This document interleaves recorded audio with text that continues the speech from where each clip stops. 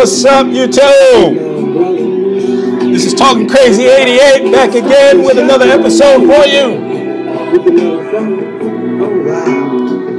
Can you remember the way?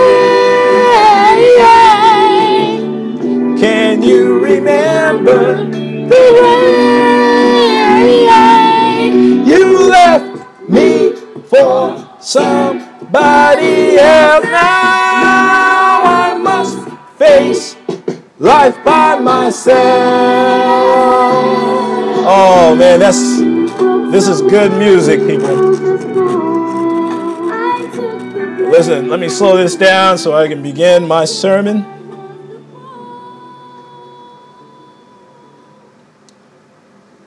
Hope y'all had a wonderful week. I had an okay week. I had a horrible Saturday, but it's going to be better. Not because it was horrible, because, I just wasn't in the mood to go anywhere yesterday, and I went out anyway, and I didn't have such a good time. Went to my alma mater to take in a game. They won. Those sorry bastards won.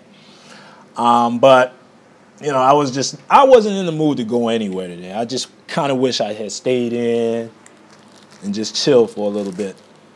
But that's okay. But there'll be another Saturday.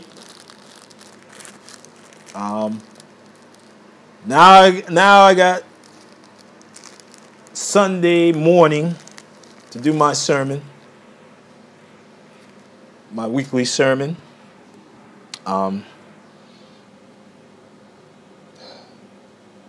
Wanted to talk to you guys about a couple of things. I did a video before, a few minutes ago, about the violence in Chicago. I kind of wish I had included that in my sermon, because it is the basis of the title of my sermon for today. And I don't know. I wanted to start off by saying how wonderful it is to do these weekly sermons. I've gotten a good response from people, especially from my relatives who are listening. I do these sermons to empower black men. I want them to do better. I want them to become leaders in their families and their communities. And if they are leaders, I want them to have more exposure. Because we are under the impression that black men, especially black American men, we're a dying breed. Only because we have images like World Star Nigger Network and the media and these idiotic rappers such as Lil Wayne, who have no knowledge of themselves, who have no knowledge of their history, running around acting like a fucking fool, sleeping with every woman in sight, and impregnating these women and leaving them. This is the type of man who all of y'all buying records from, supporting. This ignorant ass troll, this little nigger, this little boy. It's not a man.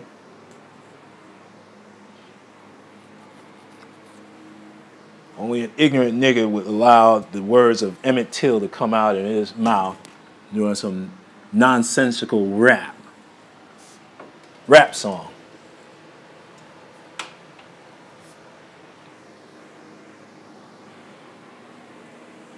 But I did a video earlier today regarding the violence in Chicago. And at the end of the video, I mentioned this phrase, this quote from Booker T. Washington, a speech during the Atlanta Compromise speech of 1895, which is in his book. And I suggest all black men This is required reading for black men.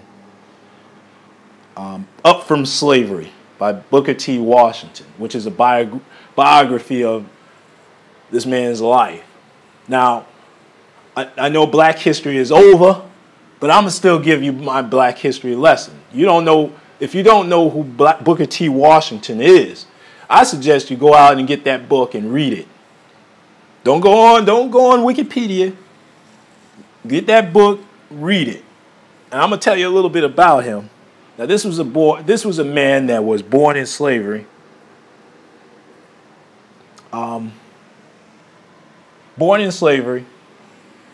I think around 9 or 11, he wanted to educate himself. And he went to college. He left home, went to college, came back to Tuskegee, Alabama, created the Tuskegee Institute. When he couldn't get any money to start the school, he created a business, which was making bricks and making and selling bricks. That's how he funded the Tuskegee Institute. And that's the same institution that George Washington Carver did his experiments. The infamous uses of peanuts. He created several uses of peanuts. Such as peanut oil, peanut butter,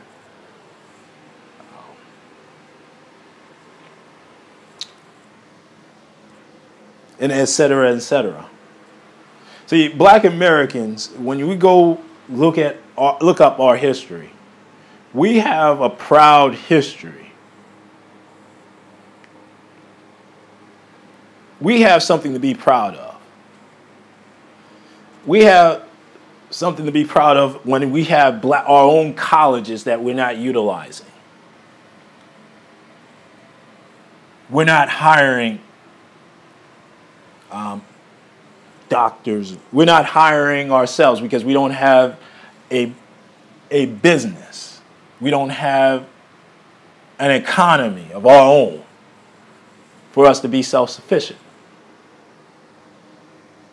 I was watching the great minister Louis Farrakhan, part of his Savior's Day speech in 2013. And I'm going to make it out one of these days before he goes. I think 2014, I will definitely be there at the Savior's Day 2014 in Chicago, Illinois. I will make it out there to hear the great minister Louis Farrakhan speak and interact with some of the Nation of Islam brothers out there. Because I'm tired of this shit. I'm tired of the black folks being reduced to nothing, to be a laughing stock. See, when you have World Star Nigger Network permeating our culture, permeating the internet, it just makes us a laughing stock of our culture. I just saw a video where there's two girls in a classroom fighting in a classroom. And after that, one little girl got her ass kicked. She started to just tear up the classroom like a maniac, like a fucking maniac. And there was nothing that these white teachers can do about it. They tried to stop, well, they didn't do much to stop it either. They just allow this bitch to act like a fucking fool in a classroom. This is what we're breeding, people. We're breeding a generation that has no knowledge of themselves or their history. We have a culture that's dependent on welfare and handouts and a job. See, what are you going to do when you lose your job, people? The black unemployment is creeping at 25% and it's climbing. But when I'm listening to the great Minister Farrakhan. He's saying that America is for sale. That's one of the things he kept stressing, that America is for sale. And that there are a plethora of farmland that are available.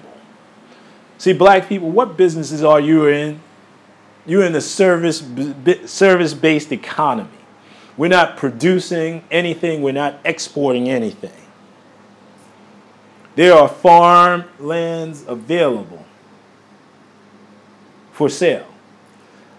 Why aren't these actors and entertainers and professional athletes out there purchasing this farmland? Purchasing land, dairy land,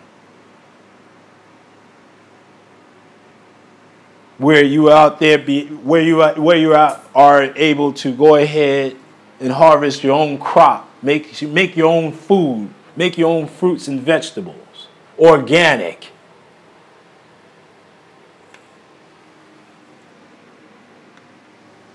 He goes into, yeah, you can love your animals and they will be sustaining to you once you slaughter them. And have a wonderful meal for yourself and for everybody else. You can create jobs through producing and exporting. See, and Charles Butler, my man from WVON, who used to be on WVON in Chicago, he talked about how the black farmers were disproportionately getting less subsidies from the federal government as the white farmers. He talked about it. He's one of the few brothers that will talk about issues like this. But y'all listen to Reverend Al and Reverend Jesse Jackson. Every goddamn day, he's on Politics Nation talking about nothing. See, people, I'm going to go out there. I'm not ashamed to tell you this. I don't really talk about it on in my videos, but I do have a bachelor's and a master's degree. And I'm about to go out and get my PhD in economics. Because it's needed in the community to have a black economist to study the trends and the social issues regarding different types of industries. See, I can be your best ally. I can tell you which industry which would be best for black folks. In farming, there's not enough black farmers out there producing. How many of y'all motherfuckers are getting together a business plan to own a farm? Not attractive, it's not sexy. But when the time comes and when the new paradigm changes, it will be changing real soon. That's an area we have yet that is untapped, that we have yet to corner, that we have yet to take control over. But once the Mexicans find out, it's over for us, people.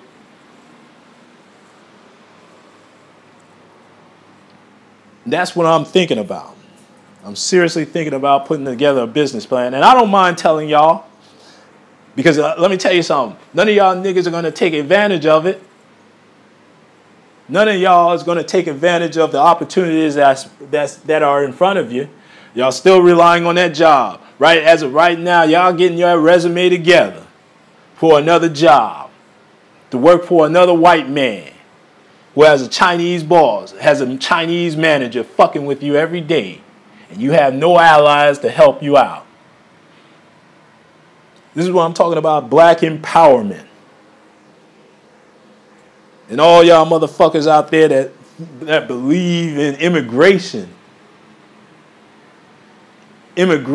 supporting immigration laws. You should be out there closing immigration laws. Immigration has always been bad for black people. Economically, socially, and politically. See, these are peasants that are coming across this coming into America. Think about it, people. And this is what I told my brother when you have these motherfuckers up here coming into our country talking shit about Americans and America. And I told my brother, next time those motherfuckers say something about America, you tell them, then why are you here? You ask them, why the fuck are you here? If it's so great in Africa, if it's so great in Mexico, if it's so great in China, why the fuck aren't you there? Everybody's up here trying to come over here. Now, I don't have any disrespect for my African brothers and my island brothers, right? They're my brothers from another mother, okay? My ancestors, my great-great-great-great-great-great-grandfather was probably on the same ship as your great-great-great-great-great-great-great-grandparents. They just dropped my black ass off here first. Dropped y'all off in the island somewhere.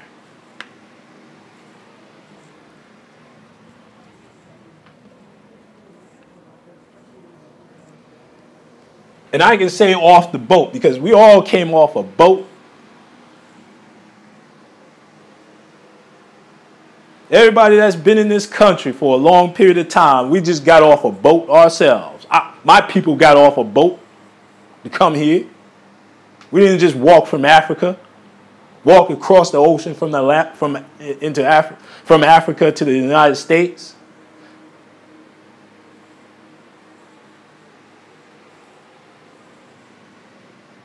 But you got people in this country, particularly the Mexicans, particularly the Spanish people, people of a Hispanic heritage, coming over this country, still speaking that language, the Spanish language, like it's the king's language. Let me explain something to you. English has always been a language, a universal language for business. If you can't read, write, or speak English, then you out of the loop, brother. Nobody's going to be speaking Spanish. Mexico, let me tell you something. None of these Spanish teams,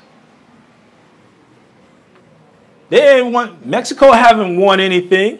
They haven't been champions of anything. They have nothing. That's why they're running across the border.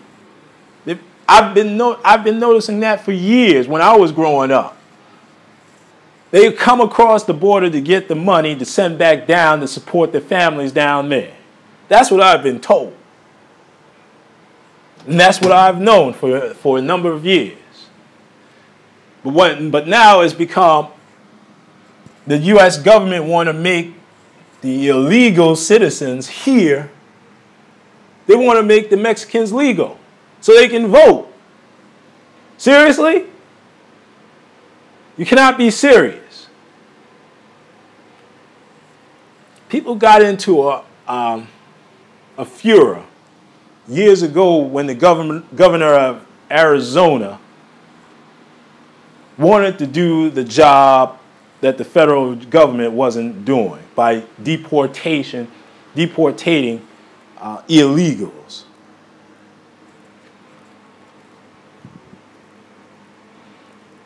I didn't have a problem with it, but the only problem I have with it because it's constitution. It went against the Constitution. States cannot get involved in the federal business and vice versa. And vice versa. That's why you haven't heard too much about that bill. But other than that, I didn't have a problem with it. If it had went through, I don't have a problem with it. But I'm telling you, black folks, black Americans, you should never be ashamed of your history. You should never be ashamed of your accomplishments. And black men, go out there, get that book by Booker T. Washington and read that book. You'll gain a whole understanding of yourself, of what you are capable of doing. Nobody really talks about men like Booker T. Washington who rose from slavery into creating an institution of higher learning. Nobody realized how accomplished that a black man has to be to create an institution of higher learning that still exists today. They have an engineering department down there. They have a science and engineering department. Liberal arts. This institution should be right up there with the top 10 institutions in the nation. It should be more prestigious than Harvard or Columbia. But see, here's the problem with black colleges. My problem with black colleges has always been a teaching school. It's always been a school, these schools have always been known for a teacher, teaching, producing teachers. We're not researching anything. We're not creating PhD programs and getting federal grants to do research. Like the big universities, like the big state universities, like Michigan, UCLA, State University of New York in Buffalo. Those are research institutions. These are just colleges in the woods, black colleges that are located in the woods, not doing it, and just teaching.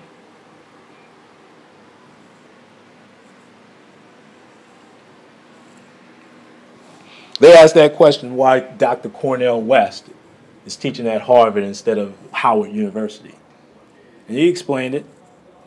And I can honestly tell you it was for the money. It's more money, much more prestigious. Well, I can't say the prestige level is just as much, but teaching at Harvard is very prestigious. It's like at the higher level of teaching. It's like going into the NFL as an athlete, going into the NFL. And I want to talk about that later on in my sermon about the NFL Combine. But Dr. Cornel West, he explained it that teaching at Howard, you're just teaching. You're not being paid to do research and speeches as you would be able to do at Harvard. You have more control over the African American Studies department at Harvard. You'll have more time devoted to doing research.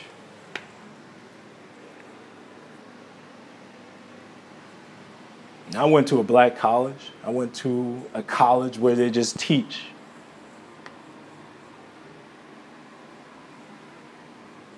They just recite whatever's in the book, and that's it, and do a couple of assignments, and that's it. They don't teach you how to think critically.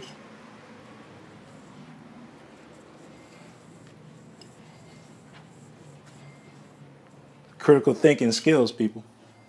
That's what black folks need to have a grasp of.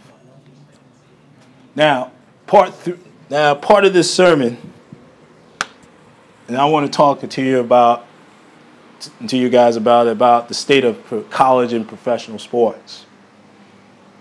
How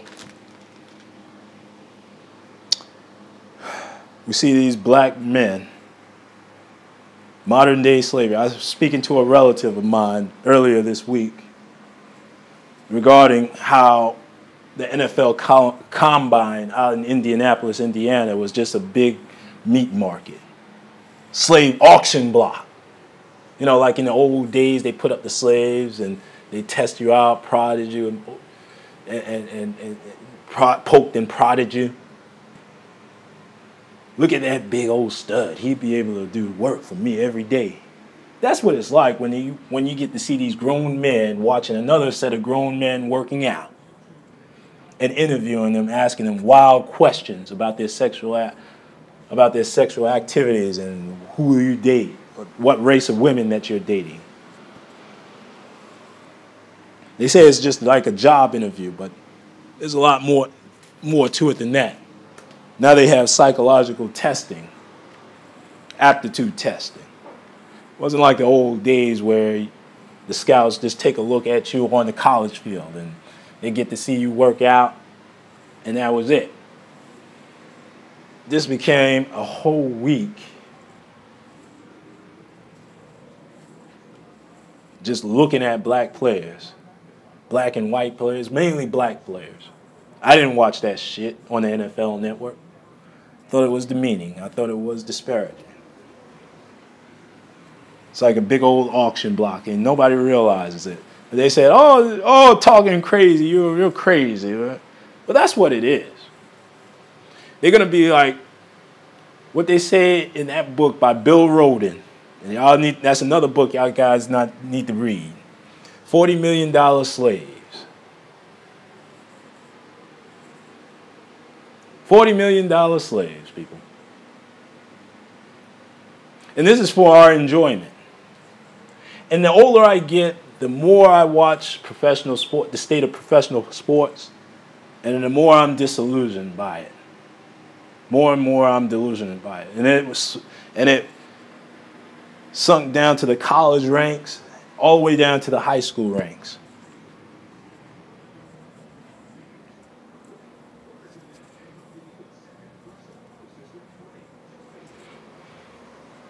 Remember earlier in this sermon, this is why black Americans need to get a control over their economy.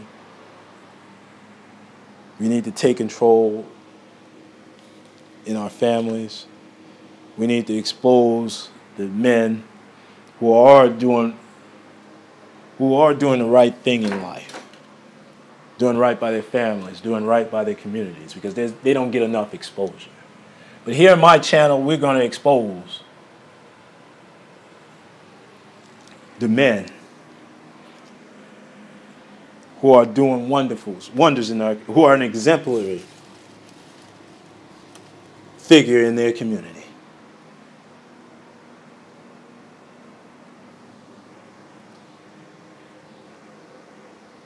We need to, and all the black folks, all the black men who are on the up, who are struggling, who made some mistakes in life,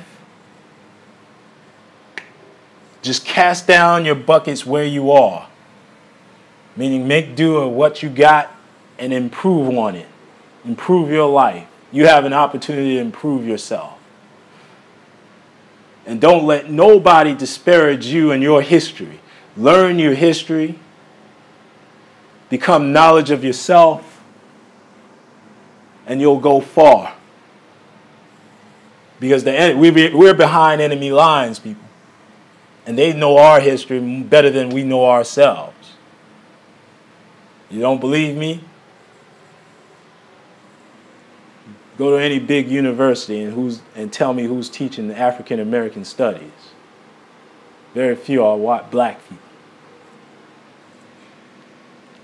Well, listen, I'm going to cut this video short.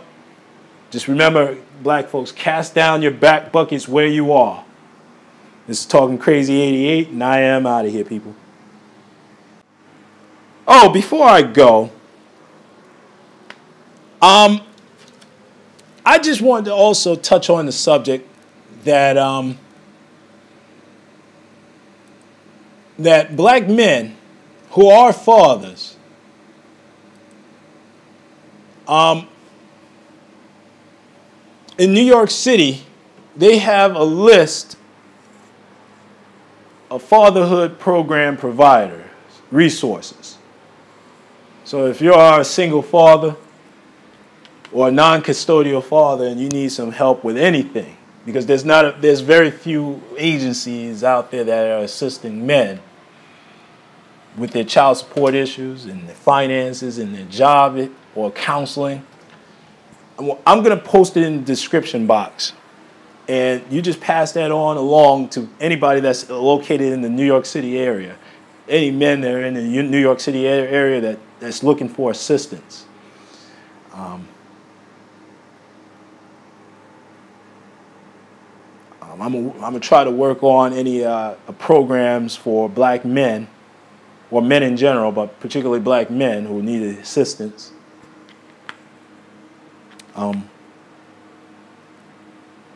So anyway, I gotta run. I gotta cut this video short. I gotta run. This is Talking Crazy 88, and I am out of here, people.